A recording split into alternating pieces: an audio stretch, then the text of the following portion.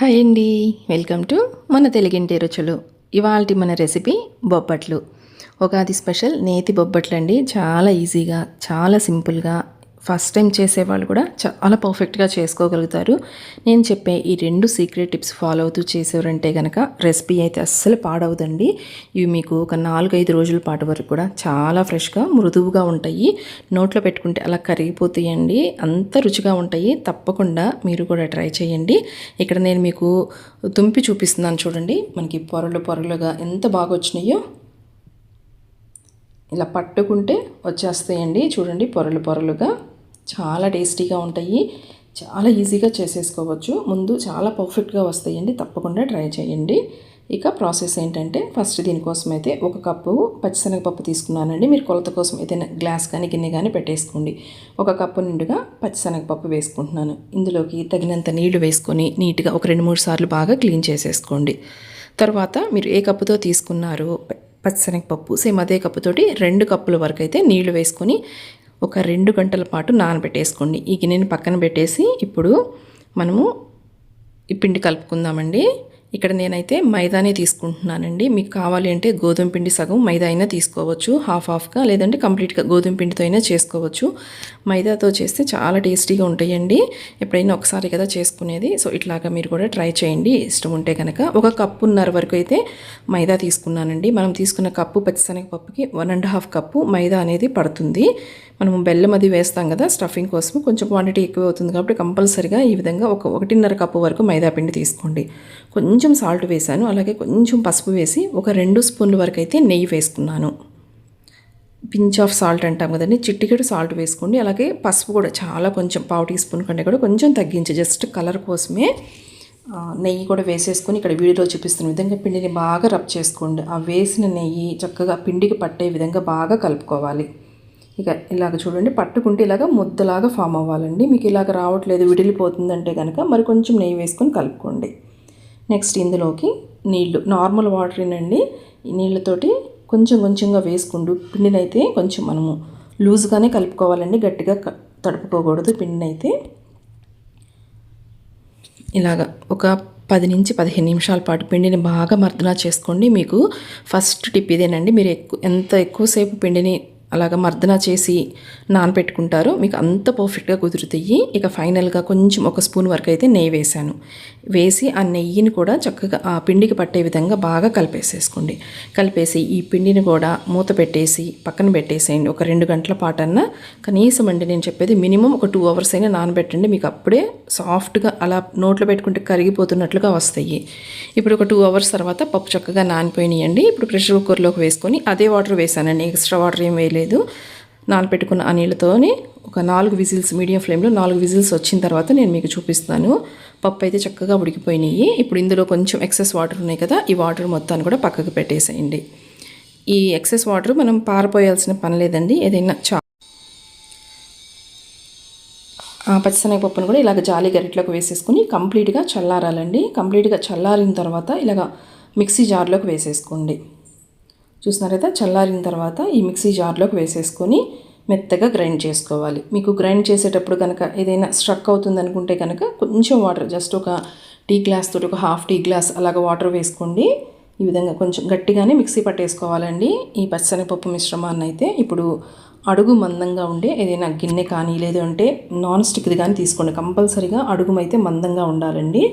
ఆ పిండి మొత్తాన్ని కూడా కడాయిలోకి వేసుకున్నాను. అలాగే 1 కప్పు నిండుగా బెల్లం తురుము వేసుకోండి. 1 కప్పుకి ఫుల్గా ఉండాలండి, అప్పుడే మీకు స్వీట్ కరెక్ట్గా ఉంటుంది. మీరు కొంచెం స్వీట్ ఎక్కువ తినాలనుకుంటే కనుక మరి కొంచెం ఒక 1/2 కప్పు వరకు ఎక్కువ బెల్లం వేసుకోండి, సరిపోతుంది. ఫ్లేమ్ని అయితే లో ఫ్లేమ్లో పెట్టుకొని దగ్గరుండి కలుపుకుంటూ ఉండాలండి. ఇది ఊరికి మనకి అడుగు పట్టేస్తూ ఉంటుంది. సో దగ్గరుండి ఇలాగ కలుపుకుంటూ ఉండండి. ఒక 10-15 నిమిషాల పాటు బాగా ఉడికించుకోవాలండి. బెల్లం వేసినప్పుడు కొంచెం లూజ్ అవుతుంది, నెమ్మదిగా చిక్కబడుతూ ఉంటుంది. ఇలాగ బాగా కొంచెం దగ్గర పడిన తర్వాత 1 కప్పు నిండుగా అయితే పచ్చి కొబ్బరి తురుము వేసానండి. మీకు కావాలంటే ఎండు కొబ్బరి అయినా వేసుకోవచ్చు. ఇలా పచ్చి కొబ్బరి తురుము వేసిన తర్వాత 1 నిమిషం పాటు అలాగా ఉడికించేసుకోండి. ఇక ఫైనల్గా ఇందులోకి మంచి ఫ్లేవర్ కోసము ఒక 5 యాలకులు వేసుకుంటున్నాను. అలాగే 1 టీ స్పూన్ నిండుగా అయితే సోంపు అయితే ఫ్లేవర్, యాలకుల ఫ్లేవర్ కంటే కూడా సోంపు ఫ్లేవర్ చాలా చాలా బాగుంటుందండి. ఈ బొబ్బట్లకి అస్సలు స్కిప్ చేయొద్దు సోంపు అనేది. ఇలాగ యాలకులు అలాగే ఈ సోంపుని ఇలా కచ్చాపచ్చాగా మిక్సీ పట్టేసుకోండి. ఇలా మిక్సీ పట్టేసుకున్న తర్వాత మనం ఉడికించుకుంటున్న ఈ మిశ్రమంలోకి కచ్చాపచ్చగా దంచుకొని ఆ పొడి మొత్తాన్ని కూడా వేసేసుకొని కొంచెం సాల్ట్ కూడా వేసుకోండి. మనకి స్వీట్ అనేది బ్యాలెన్స్ అవుతుంది.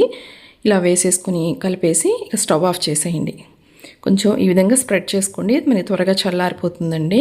కంప్లీట్గా చల్లారిన తర్వాత అయితే నేను ఈ మిశ్రమం మొత్తాన్ని కూడా ఇలాగ ఒక గిన్నెలోకి తీసి పెట్టేసుకున్నాను. ఇప్పుడు ఈ పిండిని మీకు కావలసిన సైజులో, నేనైతే మీడియం సైజుగా చేసుకుంటున్నానండి. చిన్న చిన్న బాల్స్ లాగా మీకు కావలసిన సైజులో ఇలాగ లడ్డూలాగా చుట్టుకొని పక్కన పెట్టేసేయండి. నాకైతే నేను తీసుకున్న క్వాంటిటీకి ఒక 11 వచ్చినాయి. పిండి చూడండి ఎంత చక్కగా మెత్తగా, అసలుకి చాలా బాగా నానిందండి పిండి. నేనైతే ఒక 3-4 అవర్స్ అలాగ ఉంచినట్లున్నాను.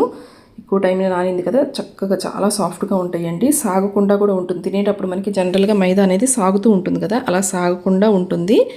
ఇలాగ ట్రై చేయండి. ఇప్పుడు మీరు ఏ సైజులో తీసుకున్నారు లోపల స్టఫింగ్, సేమ్ అదే సైజులో ఈ మైదా పిండిని కూడా తీసుకొని ఇలాగ పాలిథిన్ షీట్ ఉంటే కంపల్సరీగా వీటితో చేసుకోండి. మీరు పిల్లలు కూడా ఈజీగా చేయగలుగుతారండి. అంత ఈజీ ఈ షీట్ మీద బొబ్బట్లు చేయటము.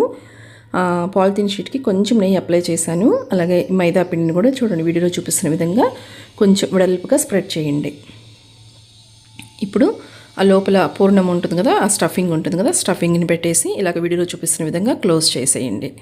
క్లోజ్ చేసేసి మనకి పైన ఈ ఎక్స్ట్రా పిండి ఉంటుంది కదండి, ఈ పిండి మొత్తాన్ని కూడా తీసేసి పక్కన పెట్టేసేయండి. ఒక్కసారి ఇలాగ అరచేతుల మధ్యలో పెట్టుకొని ఒక్కసారి రోల్ చేసి మరలా ఇలాగ వేళ్ళతోటి కొంచెం లైట్గా ప్రెస్ చేసుకోండి. ఇప్పుడు పైన మరొక షీట్, పాలిథిన్ షీట్ పెట్టేసుకోండి. ఆ షీట్కి కూడా నెయ్యి అప్లై చేసుకోండి. పిండి మనకి అతుక్కోకుండా ఈజీగా స్ప్రెడ్ అవుతూ ఉంటుందండి. మీకు ఈ పాలిథిన్ షీట్స్ తోటి ఎంత పలుచగా కావాలంటే అంత పలుచగా వస్తాయండి బొబ్బట్లు. ఫస్ట్ టైం చేసేవాళ్ళు కూడా చాలా ఈజీగా చేయగలుగుతారు. మెయిన్ ఇవేనండి 2 టిప్స్ అని చెప్పాను కదా, సీక్రెట్ టిప్స్. ఇదైతే చాలా పలుచగా వస్తుందండి. అలాగే మైదా కూడా ఎంత సాఫ్ట్గా మనము మర్దన చేసుకుంటే పిండి అంత సాఫ్ట్గా వస్తాయి. చూడండి ఇలాగ చక్కగా వీలైనంత వరకు బాగా స్ప్రెడ్ చేసుకున్న తర్వాత వీటిని చక్కగా దోస పెనం మీద వేసుకొని చక్కగా కాల్ చేసుకోవటమేనండి. ఇప్పుడు స్టవ్ మీద దోస ప్యాన్ పెట్టేసుకున్నాను. కొంచెం నెయ్యి వేసుకొని కొంచెం వేడైన తర్వాత ఈ బొబ్బట్టును వేసానండి. ఫ్లేమ్ని అయితే మీడియం ఫ్లేమ్లో పెట్టేసుకోండి. అలాగే పైనుంచి కూడా మరి కొంచెం నెయ్యి రాసుకుంటున్నాను. ఈ విధంగా చూడండి, ఒకవైపు చక్కగా కాలిన తర్వాత రెండో వైపు టర్న్ చేసుకోండి. మీకు ఎంత నెయ్యి వేసుకోవాలనుకుంటే అంత నెయ్యి వేసుకోవచ్చండి. నేను ఇక్కడైతే కొంచెం నెయ్యి తగ్గించే వేసుకుంటున్నాను. ఎక్కువ నెయ్యి వేసుకుంటే మనకి షైనింగ్గా ఎక్కువ అట్రాక్టింగ్గా కనిపిస్తాయి అంతే. టేస్ట్ అయితే మాత్రం చాలా బాగుంటాయి. ఇవి మీకు ఒక 3-4 రోజుల వరకు కూడా ఫ్రెష్గా ఉంటాయండి. మీరు పాలిథిన్ షీట్ లేదనుకోండి, జస్ట్ నార్మల్గా ఆయిల్ కవర్ లేదంటే పాల ప్యాకెట్స్తో కూడా చేసుకోవచ్చు. కాకపోతే ఈ పాలిథిన్ షీట్స్ మనకి ఎంతవరకు స్ప్రెడ్ చేసుకుంటున్నాం అనేది తెలుస్తుంది. తప్పకుండా ట్రై చేయండి ఈ టిప్స్ తోటి. వీడియో నచ్చితే లైక్ చేయండి. ఛానల్ కొత్తగా చూస్తున్నట్లయితే ప్లీజ్ సబ్స్క్రైబ్ చేయండి ఫ్రెండ్స్. Thanks for watching.